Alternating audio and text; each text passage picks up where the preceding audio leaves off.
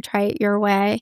And it was just like this sweet little moment of surrender. And I was living at home with my mom in Pittsburgh. I had this life, right, where I grew up with a single mom. I watched her struggle my whole life. My dad left when I was 4, and I was I watched her struggle with money and things, and I was just, like, hell-bent on, like, I am not gonna live that way. I am going to move to New York City, had never been to New York City, and make it, and I'm gonna work in fashion, and that's what's gonna happen. And I went with $200, didn't know a soul, kinda didn't like it when I got there, but I had said so many times I was living there, I had to stay.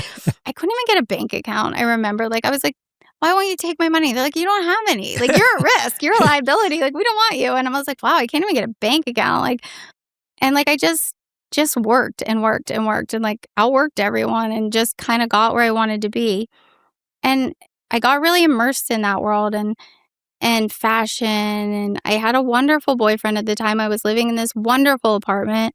Really nice. It was his, not mine. He was great. It was just I wasn't great. I remember had this moment of I've gotten everything I set out to get. I'm living in this apartment. I'm wearing this YSL outfit. I'm like a publicist at Yves Saint Laurent, and I feel completely empty.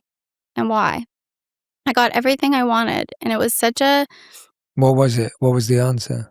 I think that there's just a hole in everyone's heart, and I think God fills it, and I think I had to really lose all of those things. I was broke. I had no job, nothing, no boyfriend, no leads on a job, no apartment. Moved back to Pittsburgh. I was like, okay, God, I've got nothing left. I'm at rock bottom. And he just really met me where I was at. And I just filled it all in with God. I just was reading the Bible, and I just started to believe all of the things God says about me. I was like, well, what does God think of me? And since my dad left, I think I was always missing that father figure. And I'm like, I have that. I actually have that. I am wonderfully created by God. And I just felt like this heart of stone I had was just really softened. And I just became a little bit softer. And I'm not perfect. I screw up all day, every day. I mean, hence the texting all day. But we're all sinners. But I do think deep down, I really try to do better all of the time.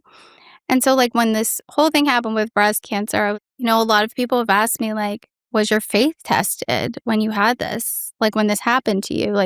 You just had this wedding and you were hopeful for a baby and you were already kind of struggling to get the IVF thing going. And I was like, yeah, I've just lived, I've tried to do it without God and I've done it with God.